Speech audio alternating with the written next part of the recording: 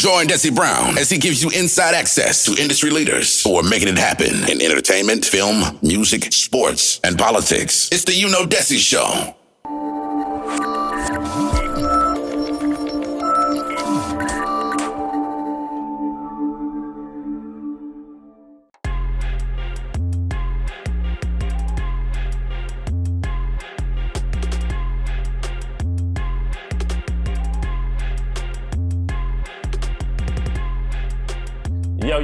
Yo.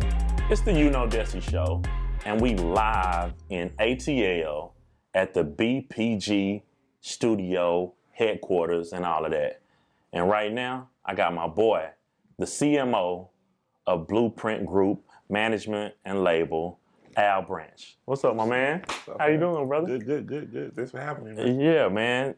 Thank you so much for being on the Dessie Show. Yeah, We've been rocking for a long time, from Dallas to Atlanta to LA, all over the place. That's true. A lot of good time, a lot of good nights, you know what I'm saying? Multiple cities. Yeah, for sure, man. But appreciate you for being on the show.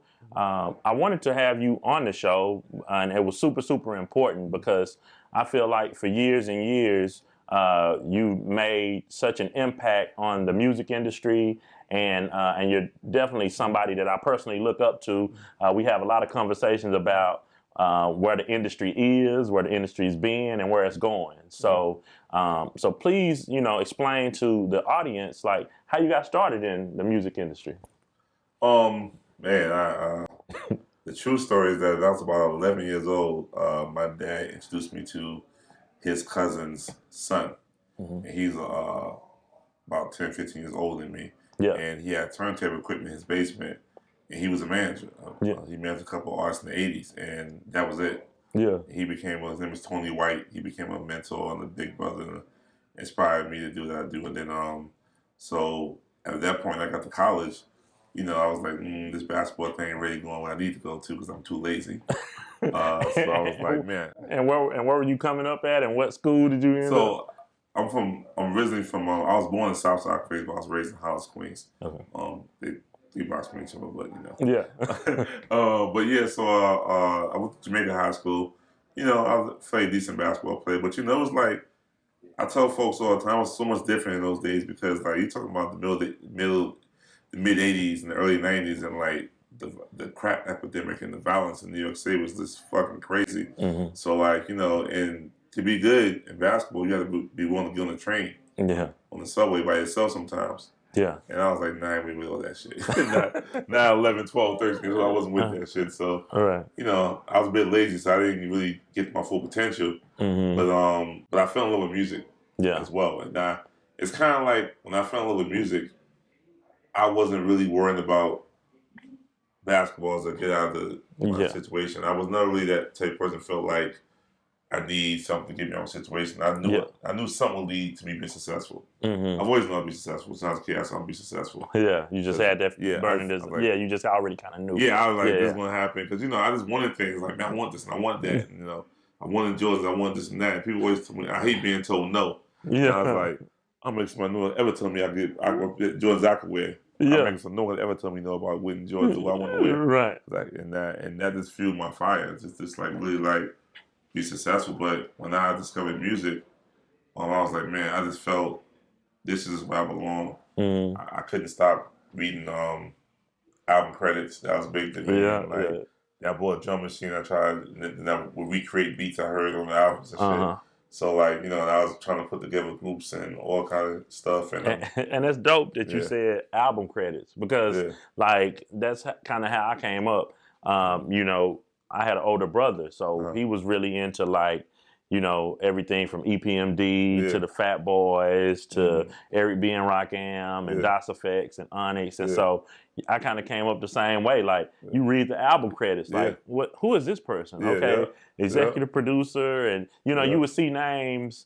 And then if you really paid attention, you would start seeing some of the same names on different albums. And even if you didn't really understand how a record label completely worked or A&R or other positions, you still knew that you kept seeing the same names kind of popping up. Exactly, yeah. And that's exactly how it was. And then, I didn't have any, talent in front of the camera. So or in front of the mic, so I knew I had to be behind the scenes, which is kind of good for me. Cause I ain't wasted a lot of time on things I couldn't really do too well. Yeah. And then so I got my first internship. Oh, and that, by the way, I applied for every New York City summer music internship. I never got them shits. I mean, I be going to interviews and all kinds of shit. Never got the damn fuck. It's so crazy. I remember the young lady's name who was in charge of it. Yeah. It was like Sherry Hazard or something like that. I was just devastated, man. Because, in those days, and that's why I say it's a good time to be in the music business now, because it's the perfect time to be in the music industry, because you have access. Yeah, from wherever you are. Exactly. Because, you're talking about in New York, like, where at least you know where the label offices are and stuff like that. Even if you ain't really got a shot, you still kind of feel like it's right there. You kind of figure it out. Exactly. Yeah. Whereas if, coming from Texas, where I'm from, it's like, man, New York and LA just seem so far away, especially before the internet. You know what I'm saying? Yeah. So like it's a blessing now to be in music, because you can really do a lot of stuff. Unfortunately, it's so easy to do it. You have a lot of people who's doing it probably for the wrong reasons. Yeah. But it's an outlet that I think I would say, based on technology today, I would say like at least 7 out of 10 kids are going to make a record, whether it's good, in their lifetime, bad, or whatever. Yeah, it don't cost anything. It's not like I'm a little older than you, but I'll be 47 in the summer. It's like, so like for us, it was like you had to get a lot of money just to get in the studio to record these songs. Yeah, because I'm 40. I just turned 40 the other day, but it's like, back, I remember from early going to the studio, like the reel to reel. Yeah, you know what I'm saying? That shit costs money, that impact. Yeah, and if you messed up or however that was, like, but you had to get enough money to buy. You had to buy your own reel. Yeah. Well, sometimes you can use having someone's reels is kind of sticky situation, but it costs money. It took money to make money. But now you can be in your living room, or you can be in your bedroom. You can just with a cell phone. Yeah. You know what I'm saying? Record it in your room. You know what I'm saying? Right. Probably shoot the video there too if you wanted to. All in 1 hour. Yeah, for sure. And like, I admire the hustle in that. And hopefully, like the biggest song in the world is made in someone's bedroom. Right. The biggest song in the world, Old Town Road, Lil Nas X was a client of BPG.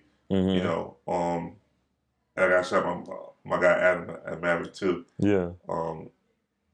He's definitely a visionary, man. But G. Roberson, Adam, and Gene Nelson work on Lil Nas X a lot, and the biggest song in the world was made in someone's bedroom. Right. Crazy. You know what I'm saying? It's crazy to think about it at the end of the day.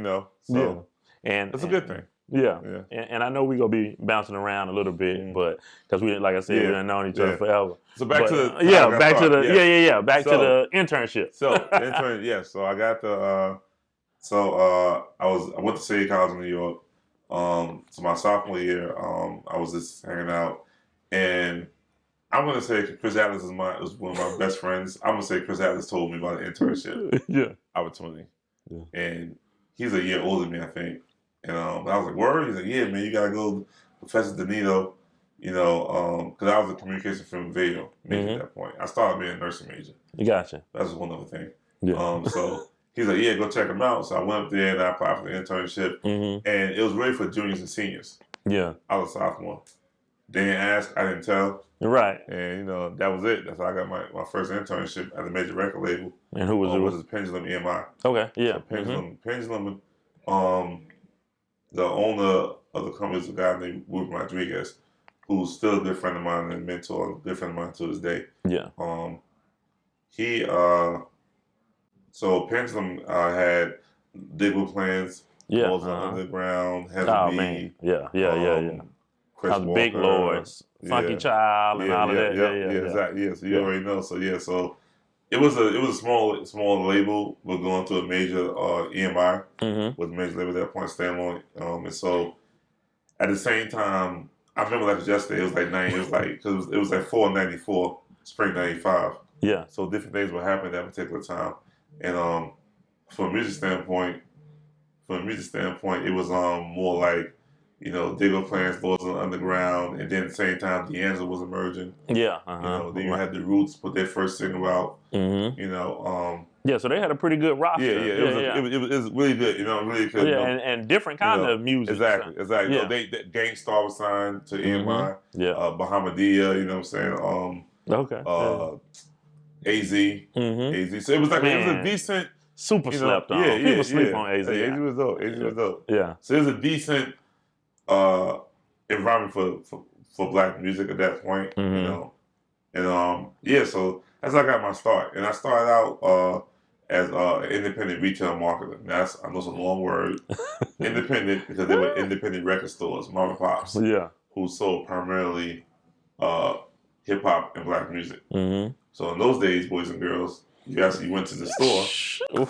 And it was the same guy every week who sold you your albums and CDs. Yeah. Same guy.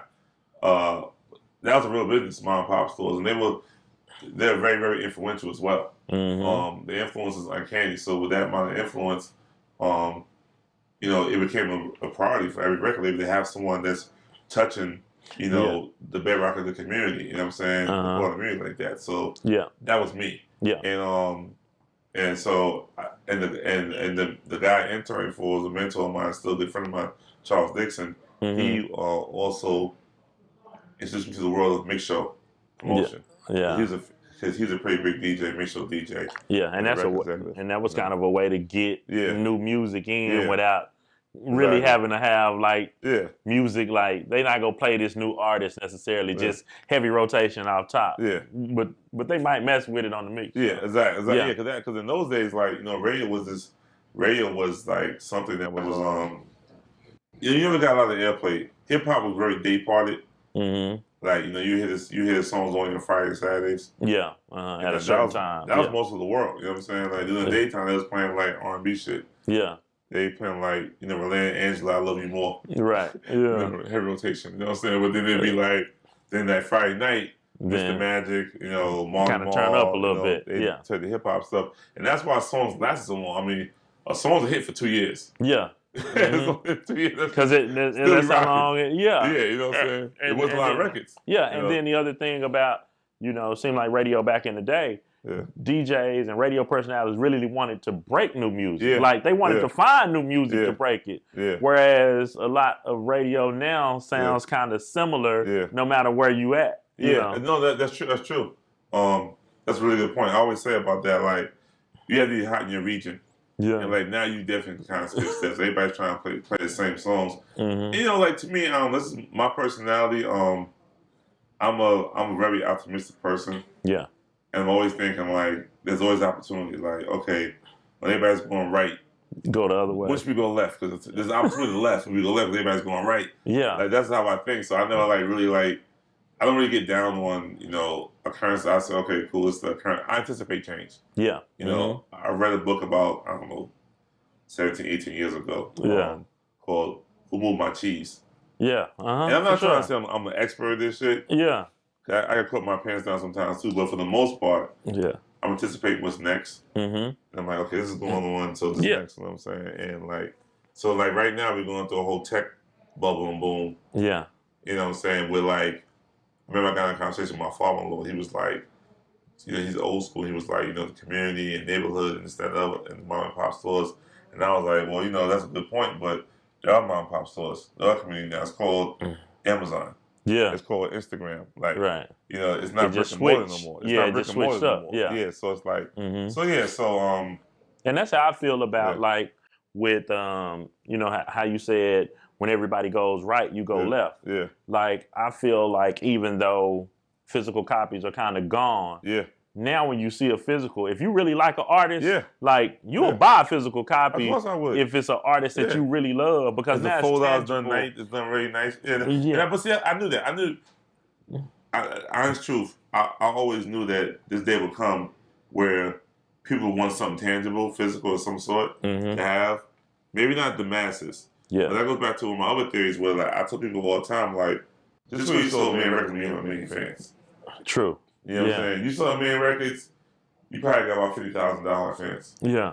You know, so, you know, those $50,000 fans will pay $100 for the album. You know what I'm saying? If it's someone that I really like and I really like it, and I respect it, you know. Because there's nothing like that feeling from back in the day. Exactly. Like you said, we're going through album credits. Like now to find credits, you like, okay, I got to play the phone, I got to play the song on this, and then I got to go Google here. Or someone can gift it to you. Somebody can gift it to you. Yeah. So you gift it. I mean, I just want to do like fun shit. Like, you know, like I remember when I was a kid, there was this cereal. Maybe honeycombs. But they would always have these prizes in the box. Yeah. And you would get these patches sometimes or different things. And I'm like, I really want to really bring back more niche, specific marketing, because I tell clients all the time, like, you know, I don't know if anybody's going to be able to be Drake anymore. Right. Be that consistent, that good for that long and sell million records. I don't know if. But you can be in your pocket with your. Exactly. And not because no one's going to be that good anymore. I just think, like, when everyone can make a song so easily, it's a lot of talented people in the world. I don't know if we're gonna. I think you can still be a superstar and be successful. Yeah. I don't know if you would have that same type of barometer. Right. So I always try to appeal to my clients or artists I work with to kind of like, you know, chart your own course. You know, figure out what success means to you. Yeah.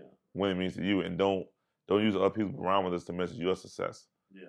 You know, I love Cam and Dipset. Yeah. And I feel like, you know, of course, they did sell a lot of records. Yeah. But at the core, Dipset had like a core fan base that is going to buy, and even to this day, they buying all the Dipset clothes, whether it's Jim or Cam or whatever they do. You know what I'm saying? They're going to sell a certain amount of records just based off of their core fan base. Yeah. Now, you know, they may not go double platinum, but they still can make a good living off of being consistent. Exactly. And that's my real mission. You know, as I enter, like, I feel like the probably like, I don't know, I feel like I've been doing it since 1994 now. Well, that's not true. I've started interning in 93, 92. So the point I'm saying, like, I've been doing this for long enough. Well, like, I'm probably towards the end of my career. The last third is my last third of my, and what I really want to do, man, it's really important, is really encourage artists to be profitable and think profitability. Don't think accolades. Yeah. Because, like, this is really your job, and you love your job, what you really love to do. Be able to do it the rest of your life, and be able to really find that, like you said, you know, find that audience who really lives and dies by and loves you. And it's like my partner Brian Cahoon and I. Brian just walked in. It's funny enough, Brian Cahoon and I. And we always say this. We have this concept for about at least 16 years. Yeah. It's called the tiered marketing, right?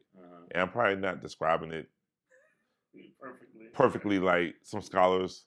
You know, like your son's going to Stanford, you know, he might be like, Mr. Francis bullshit. But I call it tiered marketing, because I say tiered marketing because every artist needs to figure out who their audience is, and then try to figure out that audience who's gonna spend $1,000 a year on you, $500 a year on you, who's gonna spend $50 a year, and you start to really think about that. And what you want to do is you always want to make products for that upper echelon, right? You know what I'm saying, fan.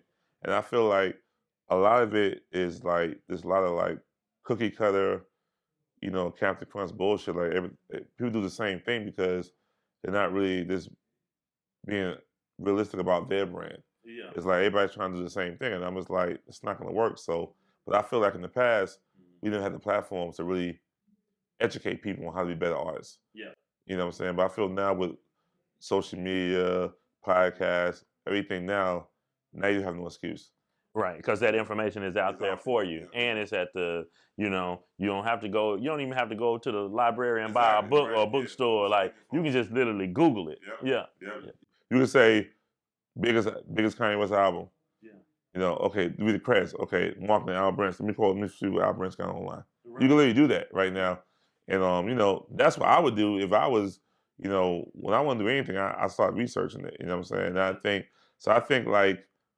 And I really want to develop a new generation of artists and executives who are about profit, who understand their worth and understand how to generate profit for themselves. Because once you get in front of that camera, you start making music, life's never going to be the same.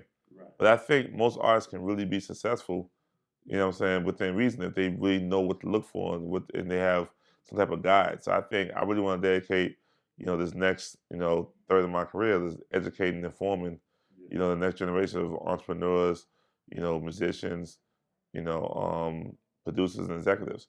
Because I feel like the music business doesn't get a fair shake when it comes to how this business has transformed so many lives, so many young black men's lives and black women's lives, and all the many facets of it all. Yeah, and a lot of things aren't really highlighted too.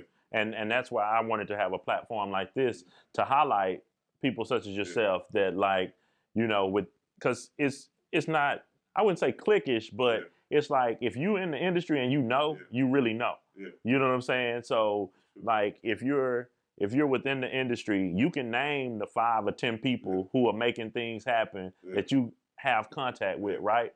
But if somebody's, just a fan of music, they have no idea. You know what I mean? Like whenever, even today, like having Julius come up here with me, like it's a small industry, so it's like, oh, we did this tour together, and you know what I'm saying? It's real clicky. Like people know. If you know, you know. Exactly, and which is great.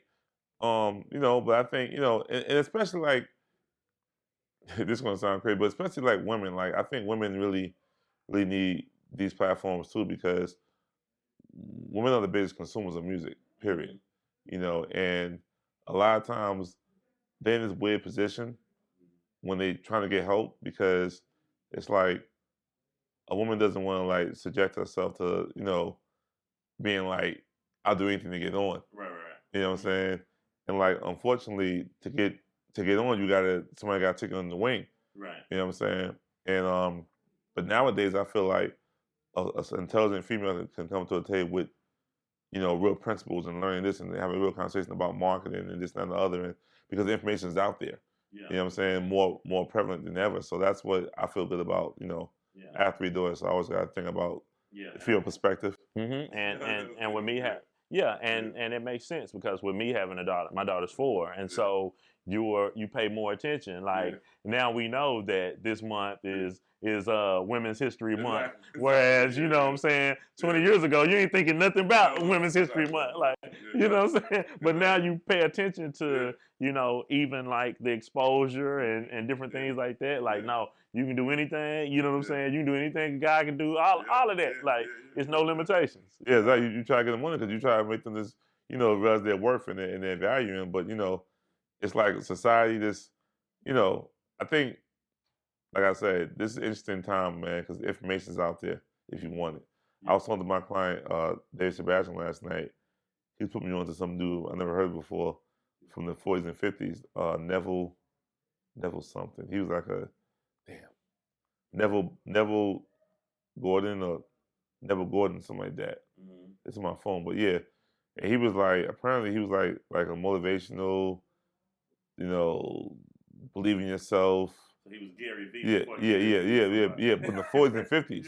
Right. Crazy, you know what I'm saying? Yeah. And I was like, damn, you know what I'm saying? He was saying stuff. He was saying everything. That's almost 100 years ago, man. Right. He was saying the same shit in The Secret. Yeah. He was like, the secret to this, secret to that, and he was saying like, having faith. I was like, wow. Yeah. And that's interesting, because I always say, like when it comes to being motivated and things like that, if you really break it down, all the way down, people are saying the exact same thing. Always. It's just about how you take it. Like, like somebody may like the way Gary V says it. This person over here might like the way, what's the name? E.T. the hip hop.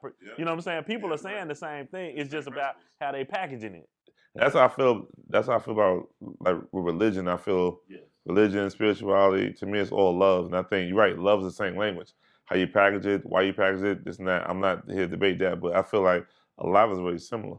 In certain principles. And that's I feel like with technology, we could definitely spread love faster and more efficiently. We so choose to as a society. But I really feel like hopefully that's what we're heading towards. Keep trying to make sure a better life. Yeah, for sure. So, so going back, you talked about your first internship, and from there, what was like your big? So I got So the internship in Princeton was really good. Got a chance to work with I'm a 20-year-old kid, so got a chance to meet some great artists in the contemporary at that time, like, you know, they go playing some Lord's Underground. It had to be, and I still good friends to this day. Yeah. I still talk to Lord Jazz do it all day once in a while. You know, meet Marley Marl for the first time, you know, that type of stuff. And so then the pendulum situation lasted about a year, and then it ended. And then I was like, wow. And then my homie Charles Dixon was like, you know what, you're a young guy coming up. You know, I want you to meet someone else. He introduced me to a young lady by the name of Louise West, who's like a big sister to the whole music industry as a Black executive. She's like a big sister. So she was like, hey, you know, I got this independent record. You know, it's Urban AC. I know you're a kid, but I said music is music. It's good. I can mold it. I'm ready to go. So I just apply the same principles to the 18-year-old music that I apply to 35-year-old music. You know what I'm saying? And then so and then I'm interning for her and worked on the independent project. And then one day I was in the office. She was like, hey, I want you to meet someone. Yeah. And she said, oh, come meet my former clients. You know, Damon Dash and Jay-Z. And that's how, yeah, because so she was there. They were her clients, and she had got married. She closed down her practice, so she reassigned, you know, her clients to like her two lawyers in her office that she kind of trained. Yeah. And those two lawyers were Reggie Osei and Ed Woods. So make a long story short, it's like mid-December. Yeah.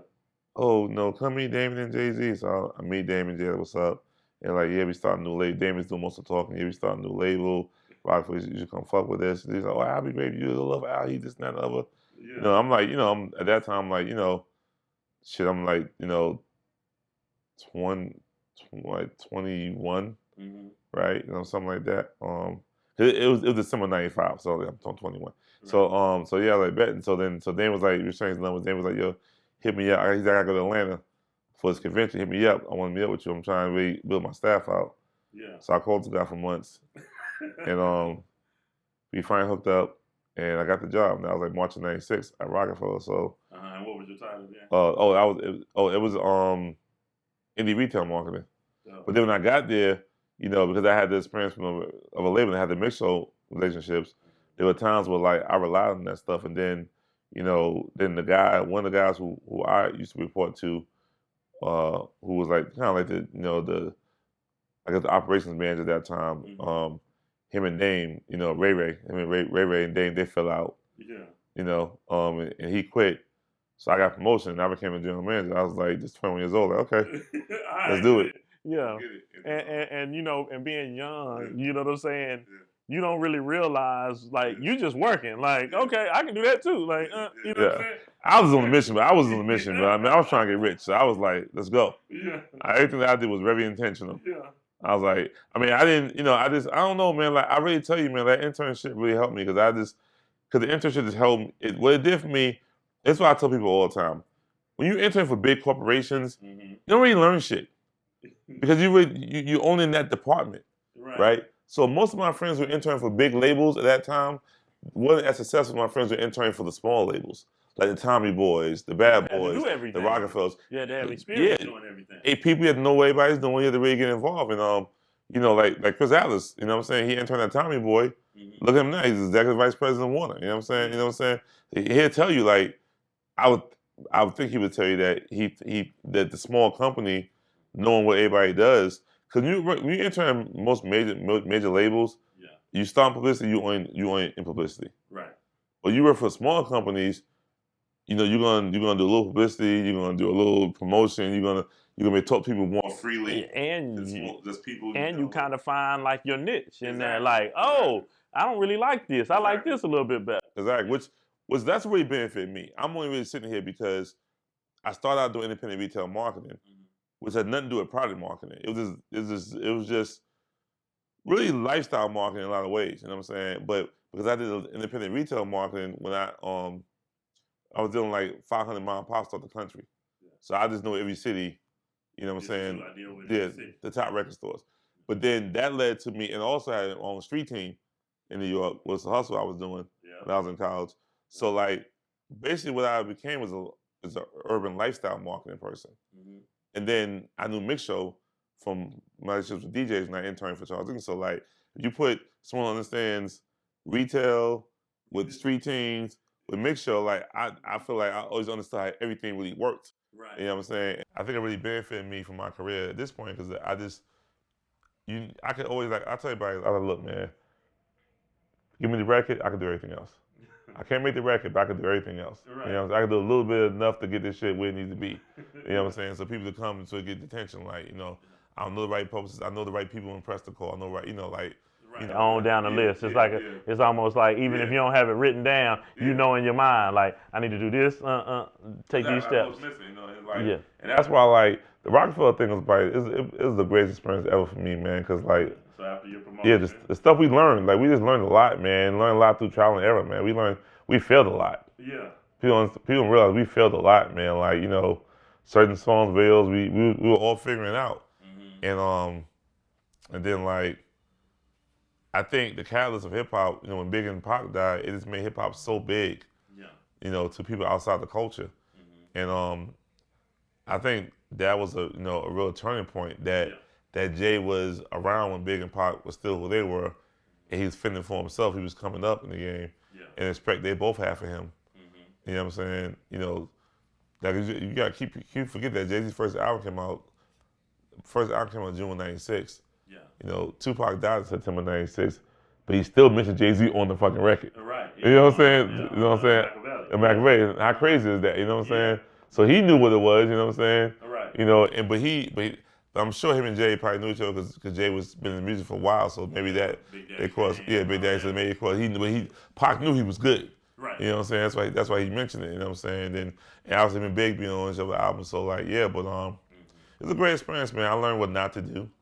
You know, I learned, you know, and for a long time, I didn't realize I was a marketing person. Like, the first job I got as a Rocafella was at Electra Records, and that was an actual product manager job. Yeah. And I was like, the guy who hired me was just like, yo, you can do it. I was like, I don't. He said, you can do it. He said, you can figure it out. So you can figure it out. Yeah. And I was like, okay. What time Electra? Because that's where. That was like around 2000. Is that where was Busta Rhymes on Electra? Yeah, he was. Yeah. I know. So when I got to Electra, I didn't do a Busta project. I did 2 Missy projects. Okay. I did the project Miss E and So Addictive. Okay. Yeah. I think no. Miss E So Addictive was the one album. It's called Miss E So Addictive, and then the other album was Under Construction or something like that. Okay. Yeah. So what albums before you? So you left Rocafella to go to Electra? Yeah. Okay. So what albums were you? I left Rocafella. Last J album I did, I quit. Like the album, the night the J album came out for Dynasty. Okay, no. I quit. Okay, explain that. I quit in LA. So was it a J thing, a Dynasty? Because it ain't like you said. It ain't like you just said. Okay, I went to Electra, so that's why I left. Yeah. You like, nah, I quit in LA. But now, you know, but like I said, I tell you, I look at man, without Dave Jackson, wouldn't be here right now. I mean, I tell everybody the tools, the opportunities that man gave me, man, priceless, man. But yeah, we got into it about something stupid, and I was just like, egos, like I was like, yo, I ain't one of your bitches. I was like, yo, don't talk, yo, I'm not playing these games with you. Yeah, you know what I'm saying? It was like, I was like, and I just decided that, you know what, I'll figure it out. I was out. Yeah, I left, and then after that, then I went to Electra. Mm-hmm. That whole thing was weird and sticky. but I went to Electra, and then so I did the Missy Elliott projects, and then when I was at Rocafella, I did the Clue albums too. Yep. And that's how I met Fab. Yeah, Professional. Okay. And I met Fab. He was on the Professional album. Mm-hmm. And then when I got to Electra, he was there to sign Fab. Right. So I was Fab's product manager on his first 2 albums. Okay. And then I did a Tweet project. I did a Nate Dogg album, which is still special to me because Nate Dogg made one album. I worked on that album, so had my name on that. Yeah. I got to shout out Jay Brown on that. Jay Brown hooked me up on that one. Yeah. Yeah, and Nate was cool. Nate was super cool too. Mm-hmm. But yeah, man. So then I was at Electra for about 2 years, and then and it's funny how so many people in the music industry, it's like the same players pretty much, but everybody just kind of moves around. Yeah. If you're lucky. Yeah. If you're lucky, yeah. And then so then I went to that's for 2 years, and then G and Hip Hop, who I was at Rocafella with, they were like, yo, we're going to Atlantic to run urban music on the A&R side, but we have our own label deal as well. Yeah. So it was like, yo, we need you to come run the label deal at Atlantic. We also need you to help manage Kanye West. And I was like, absolutely not. So how was that? Were you already familiar with him? And I knew Kanye. I didn't want to deal with Dame ever again. I don't want to deal with Dame ever again. Oh yeah, because Dame is the one that gave him his deal. Yeah. And I was like, I don't want to deal with this guy ever again. Like, it's expected. I was young. You know, everybody's young in their films. Like, man, I don't want. And they were like, basically like, yo, man, like, please, and then like, we just give you all this money to come with you. Right. And I kind of feel knowing G, he probably told me after the money. Right. Like, versus like, saying beforehand. You got to do this too. Like, what? Yeah. I was like, you know, oh, really? Yeah. I was like, all right, cool. So it happened. Best thing that happened to me. That's when I became a manager. I never even wanted to be a manager up until that point. Yeah. You know, I managed people with small groups when I was trying to come up, but I didn't want to manage nobody. I was like, is this something that I didn't want?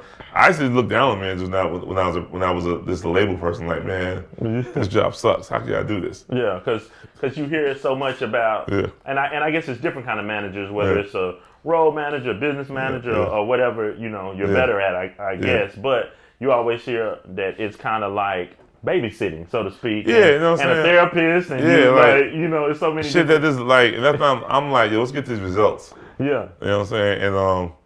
And so I was kind of more like, this really isn't, you know, like I felt most managers in those days, most of them didn't have label experience. So I felt that most of them really didn't know how it worked. How it really worked. Yeah. What to ask for, what's important, what's not important. So a lot of us is busy work for their private managers because the labels, they didn't know no better. You know what I'm saying? I'm like, yo, you know what I'm saying? So like, which made me in turn feel like, oh, this is stupid. These guys, you know, like, you know, the frustration I would get on both sides. I was like, I don't know want to be a manager. And then never say never. Yeah. The Kanye thing happened, and the funny thing about Kanye is like, I mean, he'll tell you this shit. We was just trying to go gold, bro. And is this from the beginning that you started managing? Yeah. From the time you put I got involved February of 2003. Yeah. So just February through the wire? Yeah, through the wire. I started through the wire. Yeah. And then the album came out February 2004. And it was like, it was a ride, man. It was a ride, man. Real ride. But by that time with the Rocafella situation, I had really learned strategy. Yeah. And me, hip hop, and G were on the same page. So we kind of formed what we were doing at that point. So it was fun. It was a lot of fun, man. Then, met Manab and met Don C and worked with them. And then, Virgil came, towards the end. It was, we had a lot of fun, man. It was real fun. We had a lot of fun. And how long was your run? We had something like 10 years. Yeah. It was a minute. Because a lot of people don't realize, because Kanye was signed to our label too. And we managed him. So it was like a lot easier for us. It was like, we could make the records together, come with the market plan together. Right. And, and no one can really tell us we had so much power because we were both. Right. And, always, man, a lot of older executives always saying, like, keep your circle close and tight. So that gave us the opportunity because we had so much influence. Yeah.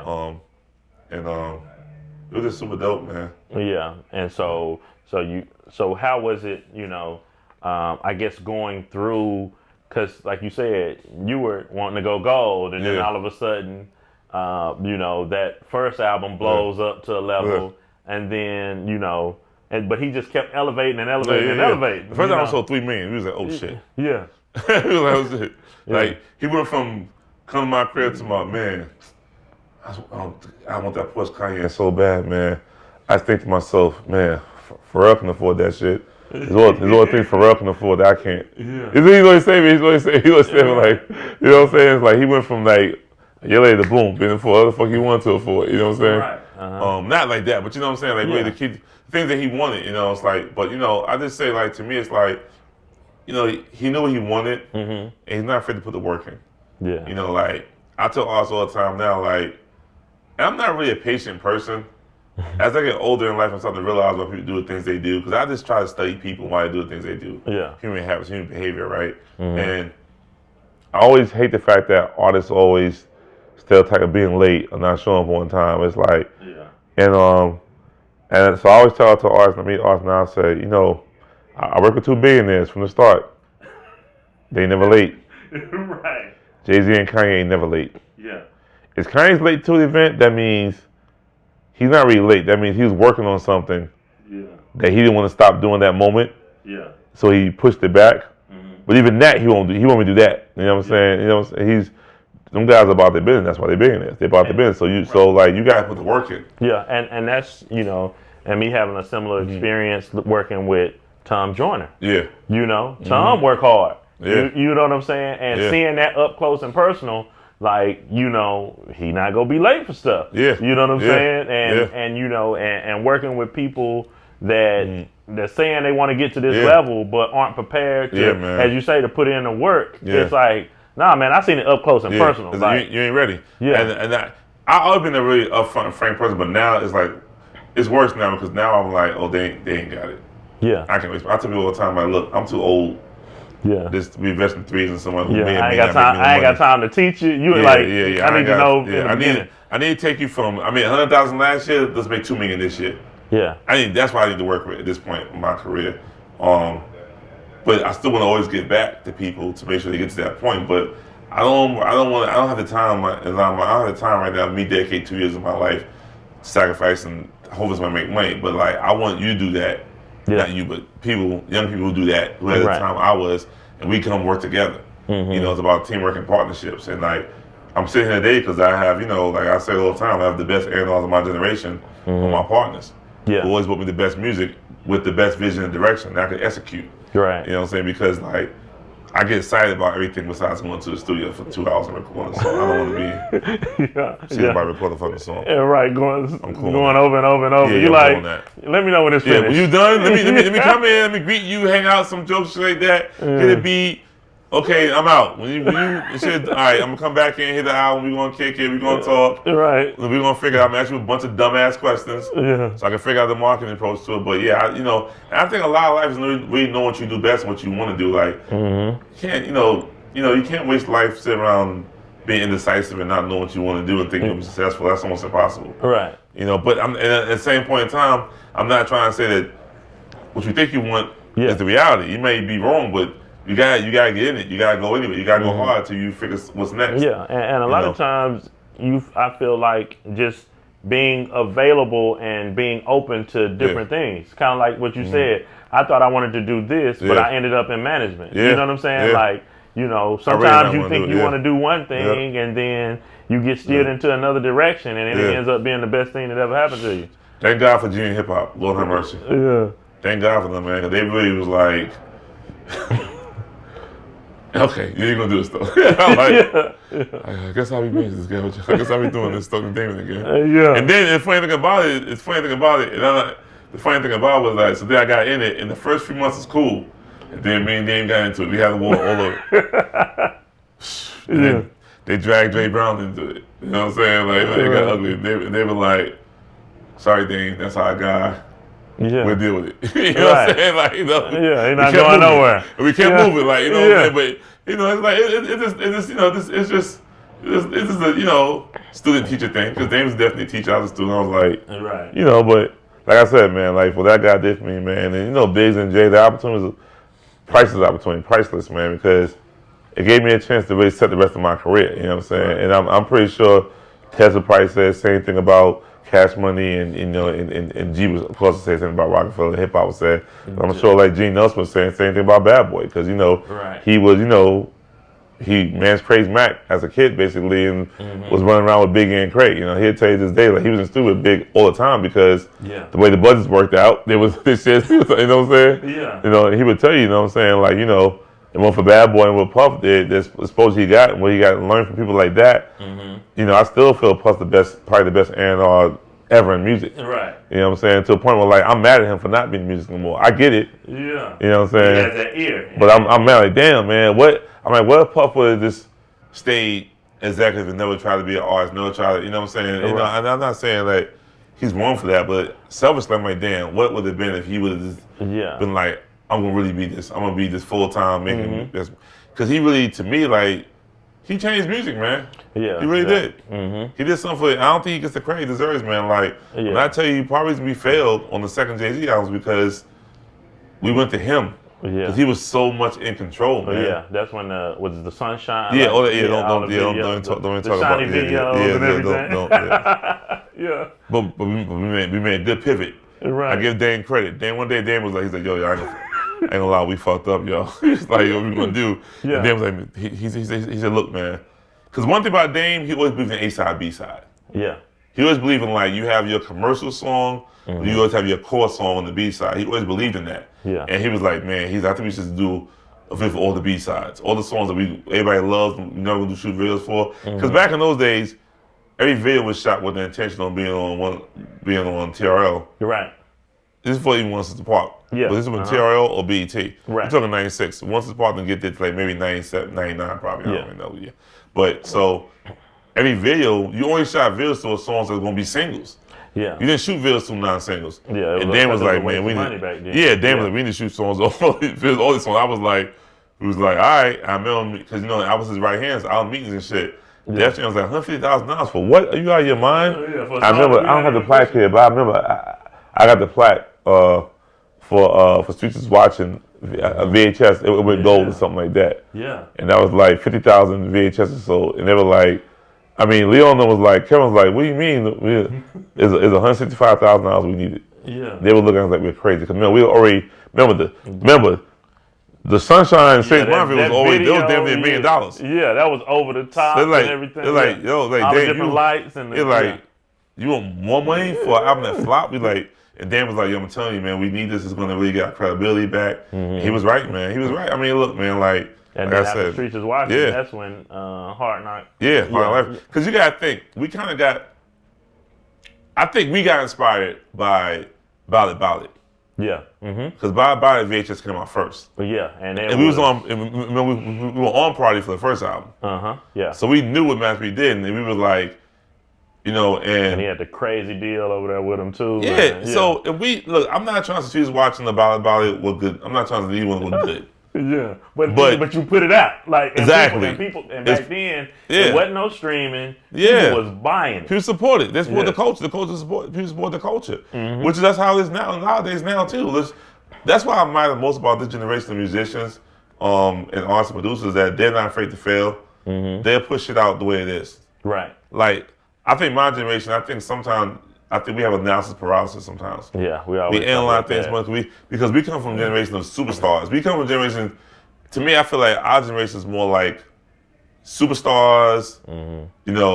Alpha male role models. We not gonna put it out till it's completely perfect. But then you waiting forever, and then you kind of lose some of that. Lose momentum. You know what I'm saying? Whereas even like a Master P, he putting it out. Even back then, it was like we finna flood the streets. If we got 100 songs out, you might not like 90 of them, but 10 of them go hit. Yeah, and he had an advantage he had was because he could afford to get in the studio. You know what I'm saying? Right. Nowadays, Spotify last week, as of March 1st, said they get 60,000 songs per day. That's crazy. Upload to Spotify. Yeah. So I'm like, that's 6 times 7. That's 420,000 songs a week. Right. You know what I'm saying? They said they think they'd be at 100,000 in a couple of years. Yeah. So like that's why they tried to. That's why they like you can upload it directly now versus using these distribution companies because otherwise that money is going to them. Exactly. You know what I'm saying? So it's like the game is just changing, man. But it's a great time to be educated on the music business. So then after the Electric situation and G Hip Hop came back and we worked together, we signed Saigon. I remember Saigon. With Just Blaze. Yeah. And I think he fell victim to a little bit of that too. Like he was trying to get it right. Always get it right so much that we didn't put the project out for 3 years. And you couldn't gain momentum. Yeah, I couldn't get momentum, and I was trying to make it about the singles. And it was such a single-driven market in those days. It wasn't like Kendrick could put Section 80 out with no single, just put the shit out. You know what I'm saying? Yeah, and people really rock with exactly. You know what I'm saying? Craig wasn't going for that. We were always trying to find the big single first. I I learned a lot from mistakes I made about just not seeing it things. Seemed like a lot of it seemed like there was a lot of those New York artists that had those names. Yeah. But you never really had the career or the song that kind of went with it. Yeah. Like, like a Saigon was a name. That even in the South, you knew the name Saigon. Yeah. I couldn't really tell you a song, but you knew the name Saigon. Yeah. And they did whatever they did on Exactly. the East Coast. Exactly. Red Cafe. Yeah, like, Red Cafe. Yeah, exactly. Like people that are out here, you know what I'm saying? Exactly. But in the South, we may have never even heard what they were doing. Exactly. Meanwhile, like your guys, take like your guy like was it Zebo? Zero, the rapper. Yeah, out of Houston. He probably put 10 albums out. Yeah. You know what I'm saying? Yeah. You know what I'm saying? But these guys probably put one album out at most, maybe two. You know, because they were just the pressure of, trying to do what 50 did or what Kanye did, and like it was so single driven. But yeah, so we did that for a while, and then we was married to Kanye that time, and Kanye shit started taking off, and then and then how did what entity is it at this point when you're? Yeah, well, the label was Hip Hop since 1978, and the management was Rock the World, and then Hip Hop had befriended Lil Wayne somewhere in Houston with our boy Kevin Barris. They became friends, and then Wayne was like, "Hey, going through some things right now. My label, I need help." So Hip Hop was like, "Call Jay." Jay said he wanted to sign them. Yep, I heard found that story. Found a lawyer, and so the rest is history. But then throughout that, that's how we got with Wayne. So a couple years later, fast forward, Wayne didn't have a manager, and a lawyer who was Wayne's lawyer at that time was like, "Yo, y'all should really get down to Miami with Wayne. He needs management." Yeah. And he was like, he's only got his best friend, best friend DJ Roll guy Cortez. You talk to him. Yeah. So so Hip Hop and G flew out of Miami, met Wayne and Tez, and Wayne was like, "Hey, if Tez cool, I'm cool." Yeah. It's as simple as that. Yeah. And that was it. That's how we got business with Tez. Yeah. Tez was like, "I'm cool. I need help. Shit, I'm doing everything. I need help I can get." Right. And that was like probably like, man, year for the Car 3. So maybe it's like when the Car 3 came out, maybe 07. Because Car 3 came out 08, right? Yeah. Car 3 came out 08. Somewhere around that time. Yeah. Yeah. So that's how we met. Met Tez and Wayne. Yeah, and being part of some of these pivotal moments in hip hop, you know what I'm saying? Yeah. What kind of, I guess, I wouldn't say surprises you, but you've kind of seen from, you said Kanye, Jay, Lil Wayne, and some of the other artists you work with as well. Seeing them go from this level to shoot to the moon, you know what I'm saying? A Drake, and different things like that. So what was the most shocking, or what one kind of, I mean, the Kanye thing to me was always be to me like the most shocking, not because it, no one, you gotta understand, guys in those type of artists that he was, weren't like superstars. Yeah. You know what I'm saying? Like the Mos Def, the Tyler Lips. Well, Mos Def was a superstar because of not just the music, because of the acting stuff at that time. But the Mos Def, the Tyler Lips, the LA people, like all these people who were really good rappers, the good artists, and had everything. You know what I'm saying? He just, he figured it out, man. Like I think just the persistence and the fact that he was a little more self-contained than most. Yeah. And I think the Rocafella street credibility kind of gave him, I always say that Kanye kind of was like, in the hood, your cousin who comes for the summer. Yeah. From the suburbs who right, so he's still don't understand the culture. Yeah. He black, but he don't understand what the fuck is going on in the hood. And you gotta be like, that's my cousin, chill out, y'all. Yeah. You know what I'm saying? Why you talking funny? Leave him alone. Like, it's my cousin. He be here for a week. Everybody chill out. He go back home. We all be good again. You know what I'm saying? And with working with him, because he was an artist, but he also was a producer as well. Yeah. And he was still producing for other people. But not just that, he was the graphic designer, the art designer, the video director. The motherfucker designed. He designed his first poster board. Yeah. I mean, my biggest regrets is not. I should have kept one. Everything I made, I should have kept one of everything. Yeah. I really regret that. Right. I should have kept everything I made. I should have kept that shit. I really do, because the first Kanye poster board was crazy. Yeah. He designed shit himself. It was all pink.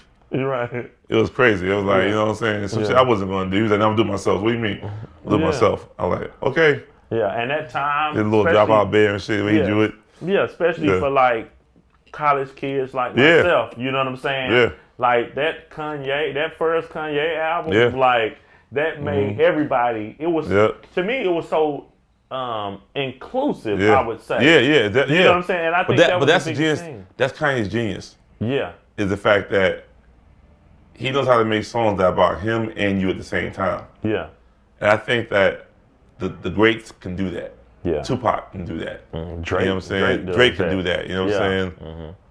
Lil Baby can do that. Yeah, I think Lil Baby I think he's one of the greats. I really do. And his, I know he hasn't proved everything yet, but I can just tell that the DNA is there. I mean, I told P, I was like, P, this Lil Baby. I said, Coach, got no cause to coach. That Lil Baby guy, I'm telling you, he's the truth. I'm telling you, man. Yeah. I was like, yeah, because I know. I'm like, oh, he got it. Yeah. And I didn't, and I'm not gonna say I knew. That's my dog. I was like, I don't understand why you even lets this song. That's my dog. I was like, I didn't get that's my dog. Yeah. Now I get it because that's Lil Baby thing is the simplicity of it. Right. And the authentic. It's so authentic. Everything he does just feels so authentic and so conversation and so like forced at all. Effortless. You know what I'm saying? And the greats are effortless. It's like I'm just talking to you, homie. You're right. That's what I did today. You know what I'm saying? Like, you know what I'm saying? Like, I remember like that's the thing about Drake, man. I just thought Drake had the illest metaphors. Like one of my favorite metaphors. He says not favorite metaphors, but my favorite verses. He was on the So-Far Gone mixtape. He was like, 'cause my favorite song on the mixtape is the Kanye remake. What's the beat? Damn it. The Sade shit. What the? Damn. I'm mad missing this part. Time out. I gotta look it up. But it's my favorite part because he was like, say you will. Oh yeah, exactly. But Drake killed this. Yeah. He said, I don't know about time, blood club. I see my ex-girl stand to the next girl stand to the chick, and I'm fucking right now. I was like, yo. But yeah. I was like, that's just, what? But Drake said stuff that you would actually say in conversation. I'm like, yo, this. But he can put it on. Yeah, record. I'm like, the simplicity of it all, man. I'm like, yo, And the other good thing about him is I say he's like a chameleon. Yeah. Because say when he jumped on Versace with Migos. Yeah. He can rap. He can almost out rap you in your style. This what we on today? Yeah. Okay, all right, I'm rapping like this. Exactly. Yeah. He's a special guy. I think he's the greatest songwriter of this generation. I don't think people say songwriter. Rappers don't get credit for being songwriters where they should. Rappers are like you got even give like rappers are great songwriters most of the time. Yeah. Start, finish, middle, keep you engaged. That's songwriting. That's song structure. And I feel like Lil Baby, I feel like when I heard the Close Friends record, I said Close Friends, like he got it. Because the thing about Lil Baby is like it's so hard to like for a man to write a song that women empathize with. Right. You know what I'm saying? Yeah. That guys respect and women empathize with, and you still could be your, because I have a theory. I have a theory about it's really my sunshine theory. Yeah.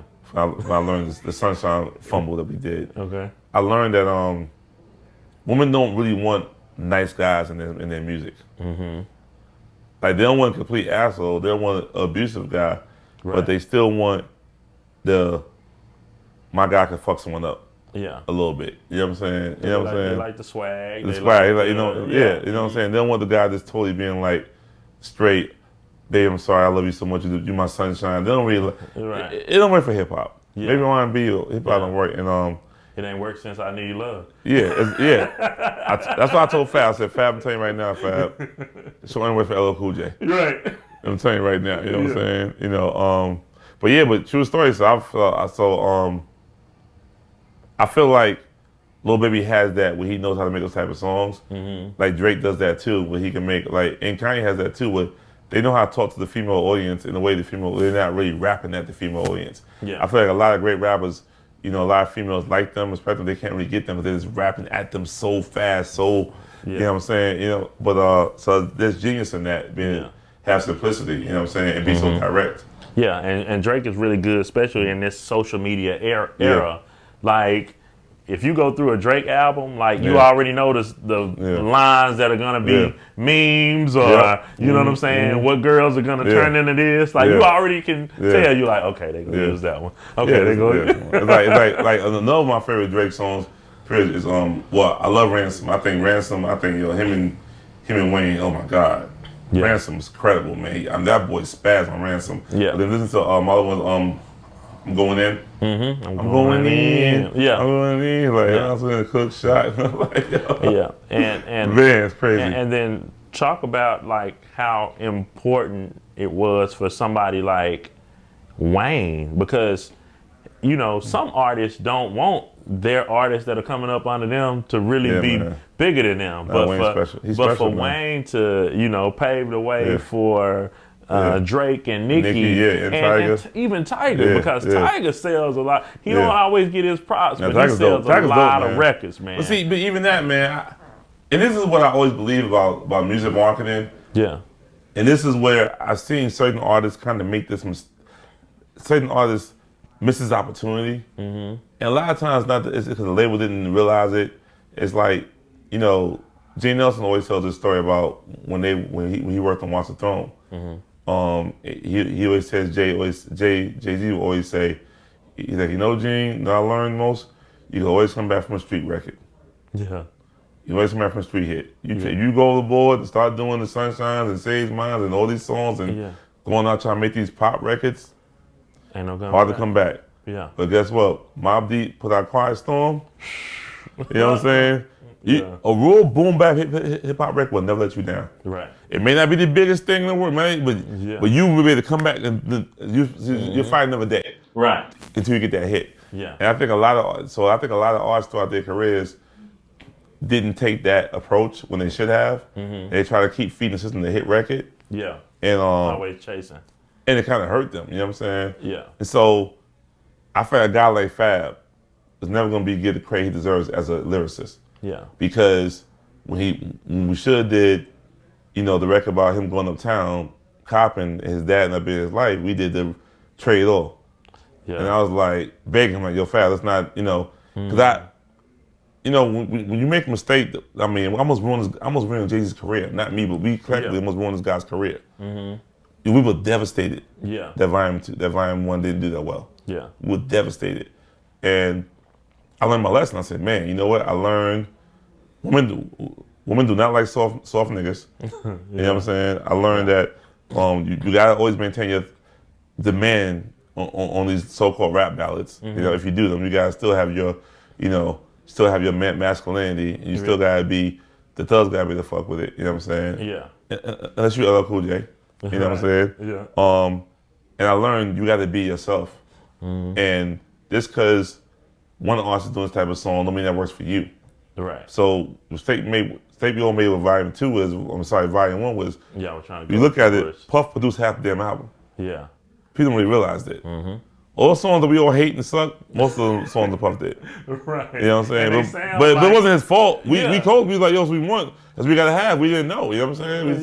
So we had to have that. And they sound like he made them. You know what I'm saying? Exactly.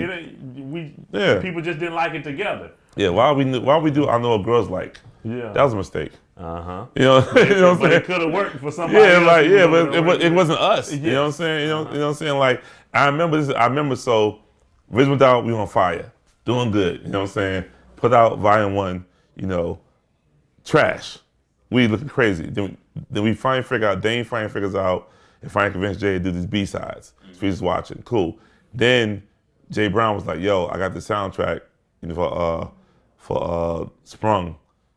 Who You With came from that. Yeah. You know what I'm saying? And I was like, wait a minute. The song that says I love bitches 45 times is the hit, and the song called I Love My Sunshine isn't the hit? Right. I'm like, are you kidding me? Yeah. And that's when I learned artists have to be, because they didn't believe Jay-Z as that Sunshine. Right. And he wasn't saying no whack shit in it. Yeah, he wasn't saying whack shit. Lyrically, he wasn't saying anything too whack. Yeah. It was still Ain't No Nigga, a little more elevated. But this the whole everything, the whole everything, this wasn't time, and man, we was like devastated. Yeah. But then like I said, Who You With comes out, it's the biggest song. I'm like, what? I'm like, who go figure that, you know what I'm saying? And I always tell everybody, And the video, like, it was more, Mm-hmm. I mean, and anytime someone, I remember me and LA, we would talk about that. Yeah. And I'm like, LA, you understand? I'm like, LA, you understand something, man? This in R&B that works, but in hip hop, it don't work. Across America, if I put Snoop Dogg in the front, my homies can't have another one. Every bitch is gonna be on this dance floor, singing it harder than all niggas. Yeah. Every single line. Right. And that's what hip hop is. You know what I'm saying? Just like Too Short saying bitch. Exactly, of course. Yeah. Just like Throat Baby. I mean, I think Throat Baby is a good song from a structure, from a the way he wrote it. I think it's a good song as far as working. You know what I'm saying? Yeah. But the subject matter, you know what I'm saying, is some real risque shit. You know what I'm saying? Yeah, you listen to it, and like, when you first hear that song, you hear it, but you don't really realize the words. And when you break it down, it's like, that's what he said? But the thing about me, because I've been doing shit for so long at such an early age, it's very few things I haven't seen before. So Throat Baby is accolade putting your mouth.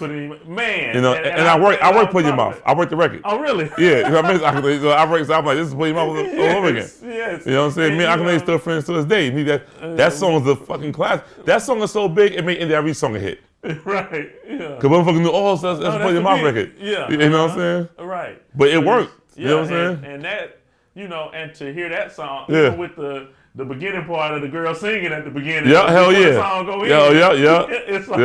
It's like you already know. It's like the perfect intro. That song was big. We got involved with Akhenaten because Dame, Dame was working with Dame, we managed Akhenaten, we did independent promotion for Tamia, we did independent promotion for we managed Cam for a minute. Dame would always come his ways, but it was so dope because I was just learning so much, man. People like I work with almost everybody just on some like a season. You know what I'm saying? And I love Cam. Yeah. Cam's still dropping music. You know what I'm saying? Cam's so crazy. Cam's ahead of his time, man. Yeah. Cam's really ahead. He's really ahead of his time. Movies, like Cam's really ahead of his time, man. He don't get all of his credit. Yeah, he don't. For fashion. Because you know what it was? We were all just so young, man. Yeah. Because me and Cam the same age. We were all just so young. So you just don't know at 22, 23. But you're famous and you're successful. You got money. You know what I'm saying? You just don't know life lessons yet. Yeah. You don't realize, like, damn, man, like, of course you're going to break up when you're in your 20s. And I still say that he has to me, one of Jay's best songs is the New York City with Cam. Yeah. New York. That's a great song. Yeah. But Cam's one of the best ever do it. Yeah. He's never gonna get credit. You know what I'm saying? Because lyrically, come on, effortless. Come on, man. Yeah. Come on, man. Yeah. Like one of my favorite songs is like I Love Gone. Kanye West. Kanye on Kanye's album. I love Gone and Down Out. Yes. Like Jeezy just killed this Down Out freestyle. Right. Yeah. He killed that shit. You know what I'm saying? Yeah. But that's the impact of Cam. How's it like a 6'3" white boy from Oakland love Down Out? You know about Down Out. That's how big Cam. That's how big he was. And that's before social media. Imagine he would have had Instagram and shit like that. You know what I'm saying? Right. And then as far as ahead of his time and just doing like kind of like what you said earlier, going right. And then going wearing pink. I'm wearing pink first. Yeah, I'm wearing pink. And then he go come with purple. Yeah, exactly. After I was in New York after Seattle won the Super Bowl. Yeah. I think we were Mike and Martellus after Mike had won the Super Bowl. We see Cam at the club. He got a cape on. We had the designer capes. And he don't care. He don't care. You know what I mean? He don't care. And one for Cam, there'd be no ASAP mob. The whole ASAP mob was a new version. To me, ASAP was a new version of updated version of their version of Dipset. You know what I'm saying? In a lot of ways. You know what I'm saying? Because in a lot of ways, Ferg is like they're Jim Jones. You know what I'm saying? Yeah. Jim wasn't originally supposed to be a rapper. I remember being at South by Southwest, which is probably exactly. Because it's this time of year, always. Because they're doing a virtual version this year. I remember doing something, some event at South by Southwest, and being with maybe G-Eazy or something like that. I remember Ferg was there, and Ferg was telling Gene, because he know Gene, like, yo, Gene, man, motherfuckers want me to be a security. They didn't want me to rap. And Ferg got more hits than ASAP. Yeah, he does, yeah. You know what I'm saying? So it's like, it's like, that's, which is like, Jim got hit. He got hits too. You know what I'm saying? I'm not saying more than Cam, but he got. But you just wouldn't. But there's always that person that just gets it. You know what I'm saying? He's still going, and you know. And Jim has always reinvented himself because he's a hustler. At first he was doing directing. He's directing video. He's damn good. He was damn good at that. He was damn good at that. And then doing. And he was throwing. We met when I was, because I work with Jim too. So he was throwing these team parties. Mm-hmm. He was killing. Yo, Al, let me know I got team party. Let me know. He killing it. Like, yo, let me know, man. He was killing that shit with team parties. He was like a real hustler. You know what I'm saying? Uh-huh. Yeah, Jim he got this virtual studio thing that he's doing. You know always, man. Jim and Ray J are the best ever do it. They always got to hustle. Yeah, right. They involved in so much shit. They know how to make money, boy. Yeah, and then I guess talk about some of the other projects. I know you mentioned Wayne and so the Wayne Nicki. So Car 3 came out, and then that was successful, and then Tez and Wayne stumbled upon, Drake. You know that whole story with Jazz, and you know that whole story. Right.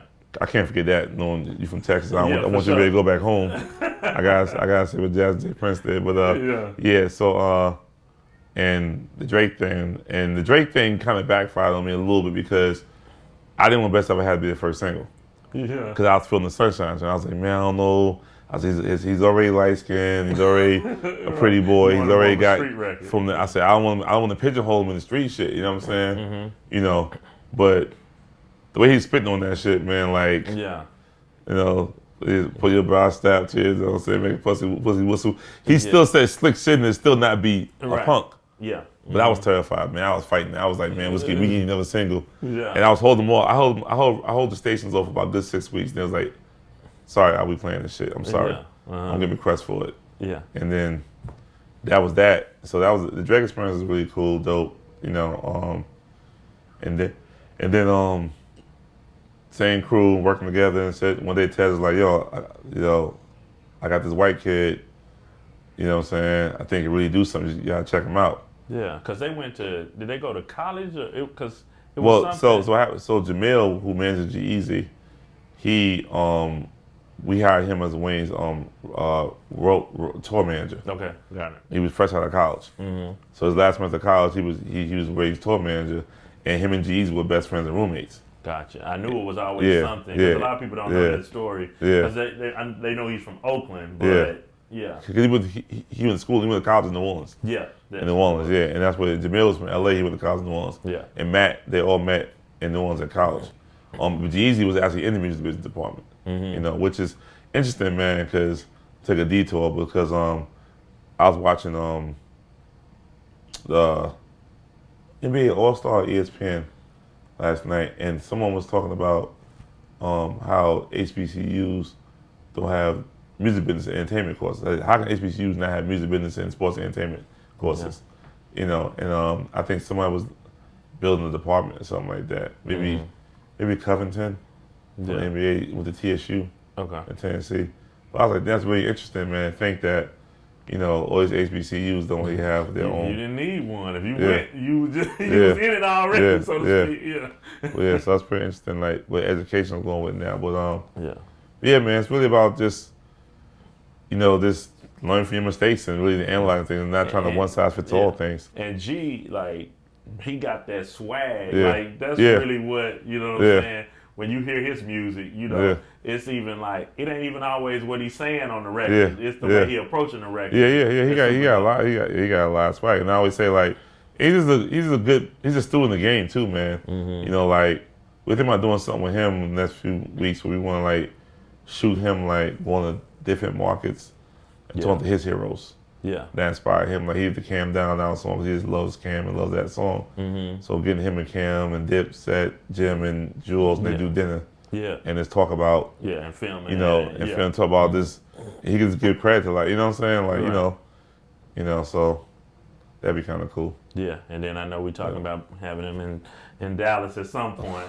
Yeah, man, it's a PG show. We can't talk about Dallas too much. Okay, it's PG. We can't about the Harvard influence. Gio's on us. George Cook is on us. The single guy. Yeah. I've been hitting up. We got some stuff we working on out there. With Gio. You know, the next couple of days. So when I go back tomorrow, I need to holler at him for sure. That's my guy. That's my guy. Yeah, shout out to Gio, man. Gio, Bebe. That's my guy. Yep, talked to Bebe earlier today. He's one of my favorites, man. Yeah. I want to get I'm doing this network. I want to get all my guys who really like appreciate like the best radio folks, and like just get my clients to do freestyles and just do it. Yeah. Get a little old school with it, man. All right.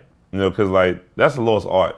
Yeah. It needs to be appreciated. And I'm not saying, me personally, I don't care about. It's not about the freestyle. Like you can write it as long as when you write that, you spitting in an aggressive manner, like like battle raps. Because you know what I'm saying? Like, man, because I don't care about right. Don't go to the dome. Don't go to the dome. You saying dumb shit. Yeah. It's like yellow, mellow, fellow, hello. I don't want to hear that shit. Right. I don't want to hear that. I don't want to hear that. But even back in the day, people would say it was a freestyle, but rappers had 3-4 verses in their head. I told you, you need to. Yeah, ready to spit at any point in time, depending on. Yeah.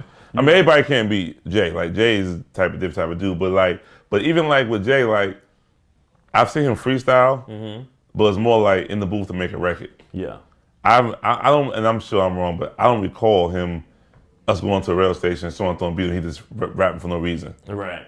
I'm sure he has. And speaking of that, I wanted to ask you about a period of time, right?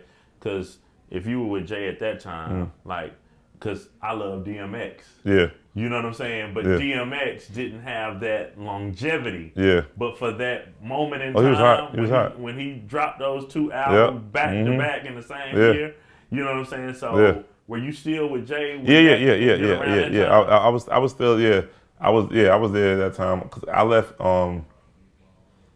November 13th, 2000, something like that. Okay, so I was a senior in high school. I graduated high school in '99. Okay. And my birthday is March the 5th. Yeah. So I would probably say March the 6th, 1999. The greatest tour ever came through. Oh, Dallas. The Hard Knock Life tour. Yeah. And opened with Method Man, Redman, flying across, the DMX and Jay-Z. And Jay they would swap. Now that was a really good tour. Man, I was home working. I couldn't be on the tour. That tour was crazy, man. Yeah. And because you had Rough Riders, you had Rocafella. The tour, that's how I met my wife. Yeah. Real talk. Yeah. On everything. Yes, I wasn't. They had a show in Nashville. I wasn't there, and that's how we literally because I was on the tour. Yeah. Literally. And the funny thing about it is, she has a picture with Jay that night. Yeah. You know what I'm saying? Small world. Yeah. It's funny that, but that was a huge tour, man. Mm-hmm. And there was a lot of people didn't book that tour. Right. And then when you see what was the documentary that you saw after? Oh yeah, behind the stage. Yeah, I gotta watch that again. When Dame going on, Kevin, Kevin, and about the jackets, and then talking to Clue them on the bus, like, okay, if something happened to this one, like, you know what I mean? But see, I love Dame, man, because like at the end of the day, you can't say he's not helping. It's just how he saying it almost. Dame's not no empathy. Yeah. But like he means well and he's right. Yeah. But it's just the tact. Because even now, a lot of the stuff that he's been saying forever with ownership and doing your own thing, it ends up kind of going right back to what he was saying. Yeah, of course. He just said it wrong. No, Dame is super intelligent. He just said it wrong because he don't. I think it's the process. Yeah. That it takes. You know what I'm saying? And then he's like at this point probably thinking like, fuck it, everybody hates me, I'm going balls to the wall. You know what I'm saying? But you can't think of a more intelligent, charismatic, person, man. His intelligence is like through the roof. I mean, crazy, man. Yeah. Crazy. And then the impact that he had on so many different industries and whether it's fashion or movies, paid in full. Movies, you know what I'm saying? And and that's why I tell people all the time. And I always say, like, look, one thing Dame Dash told me, one thing Rocafella told me, you don't need permission to be a superstar. You just do it.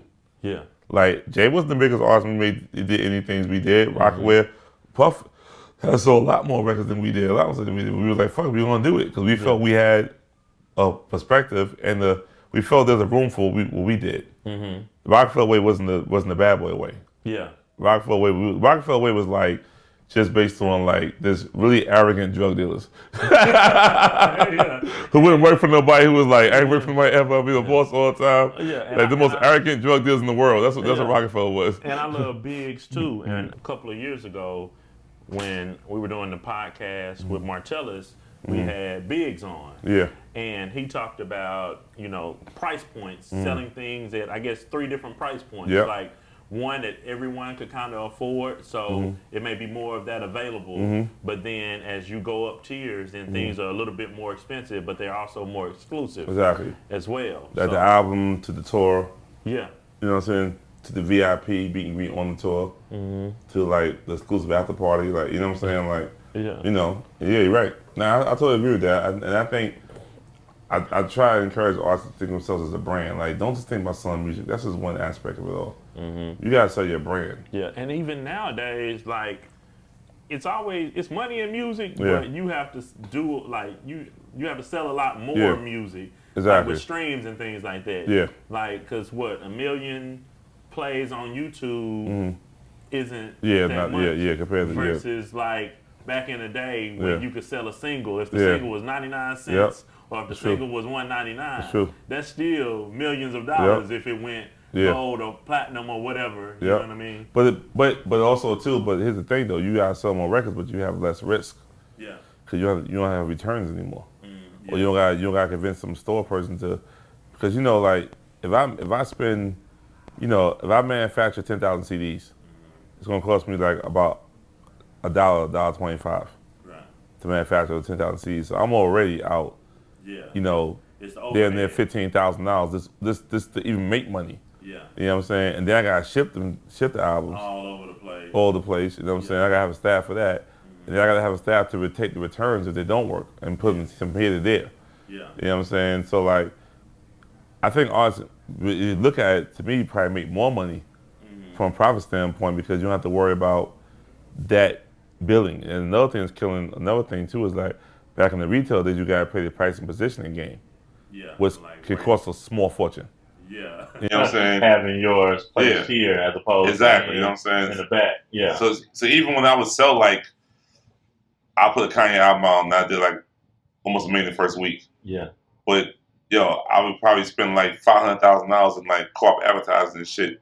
That nowadays I may not sell, you know what I'm saying, the $1 million the first week, you know what I'm saying? I may only sell, a top artist today might only sell $300,000, $350,000. But they didn't put the same amount on. But it's more profitable because it's a lot less risk. Yeah. I ain't got to ship things, I got to take no returns, you just click the button, that's all you got to do. Yeah. You know what I'm saying? So there's so many ways to make money in music, but it's just things I can talk about for days, you know what I'm saying? I'm sure I'll come back and talk about it, but one thing we're involved in now is this app called Sue. Yeah. And it's spelled like TSU, Sue. Yeah. And a long time friend of mine, Billy J, had worked with the company previous to the Blueprint Group getting involved. And we came on as a team because what they're trying to do something pretty revolutionary. They're trying to solve a problem. They're saying, like, to me, artists are making, these social media, Facebook and Twitter and Clubhouse and Snapchat multi-billionaires off of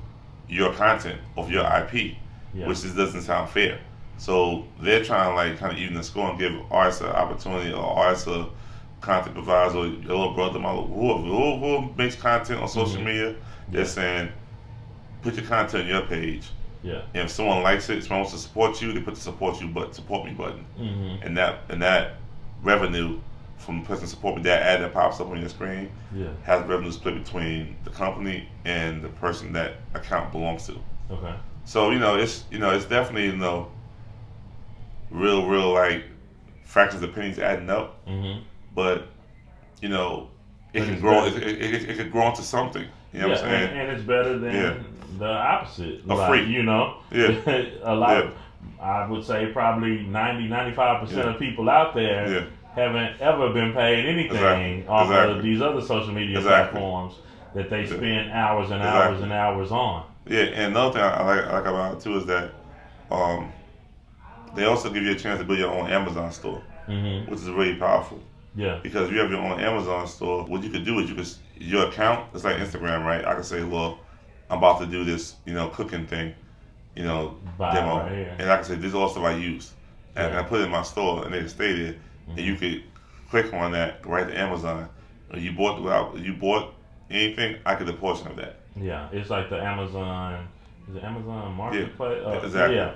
But it's already built into that. Yeah, it's already because I know a lot of people that want to be Amazon sellers. Yep. So, sometimes it's difficult to kind of put it together. Yeah. You know what I'm saying, for people. Yep. And so if it's already kind of built into the platform, and if I'm not mistaken, if they clicked on that blender to look at it, for some reason, I think it lasts maybe a day. So even if they don't necessarily go and buy that blender, if they buy a T-shirt or whatever, you'll still get credit for sending them to Amazon. And that to me, is fair.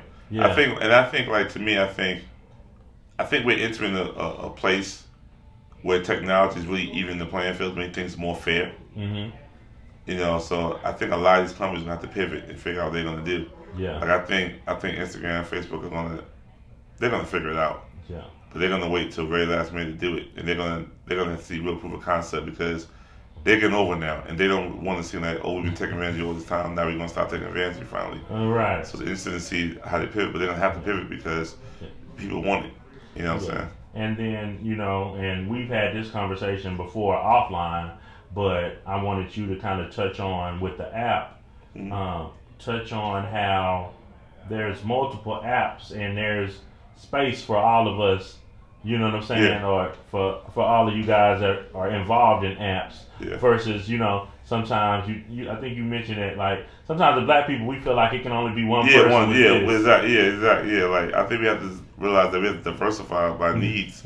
You know what I'm saying? Like, it's not one app for everything, you know what I'm saying? A different mood you in, so I think like it is like I was saying earlier, I think like the conversation I have with my father-in-law about mom and pops, like these are the mom and pops. Mm-hmm. These are the new moms. These are people who want to have something to sell, but who can't afford brick and mortar. No, brick and mortar wouldn't benefit them. Like, Don C and I still live friends. He's like, man, like, RSVP does very well, but most of it is international online. Yeah. You know what I'm saying? He said that the fan base is that big, it's much easier than a typical brick and mortar situation when you got manager whole entire staff. Now, there's reasons for it.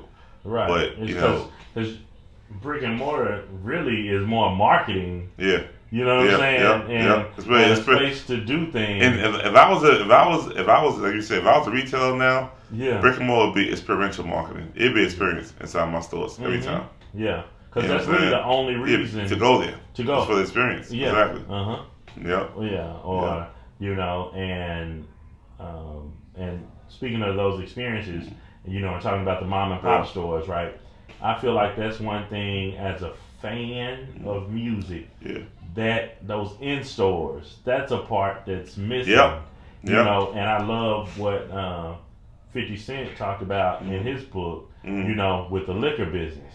He's kind of using liquor as his in-store. Yeah. So now he's in a liquor store with bottles. Yeah. You know what I'm saying? So, and if he's taking a picture with you or signing a bottle or whatever, that's his version of the traditional album in-store. Yeah. You know what I'm saying? And which is a smart way to think about it. Definitely. And he's like, back in the day, somebody may have came through, bought one album, got it signed, and they never buy that album again. Exactly. But with liquor, if you took a picture with Phil and he signed it and took and all of that, you might be buying that forever because you're like, nah, he cool. You know what I'm saying? I took a picture with him. Nah, we only drinking this now. That's true. Yeah, man. I think that's very, very, very true. I think it's definitely something to say about meeting people one-on-one. It's like I've been telling my clients, I've been like, look, this COVID situation has a lot of us twisted, but we're not realizing that how can you expect to break new music or break new artists when people can't see them face to face? Yeah. These things, a song, you know what I'm saying, or a video, an Instagram post might be good enough. You might have to see all that and hit a person killed it last night at this venue. Yeah. Or go on the college campus and do a lecture. Yeah, and I always say just even engagement, like even going live, helped a lot of artists because you got to see their personalities.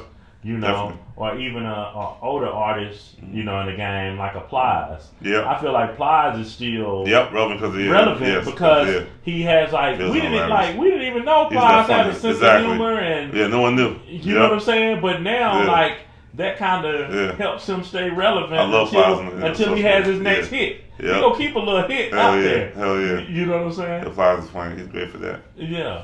But man, I don't want to take up all of your time, man. It's a pleasure, man. I really appreciate you sitting down with me. If people want to get the Sue app, you know, is it available? Yes, is it's it an app invite store. only? It's in the App Store, TSU. Mm-hmm. Yep, it's in the App Store. In the App Store and the Android Store. Okay, and anything else that you need to shout out? We just be grinding, man. Yeah, for sure, man. But I always appreciate our conversations, you know, offline, man. You're a wealth of knowledge, and I definitely consider you a good friend and mentor as well, definitely. Man.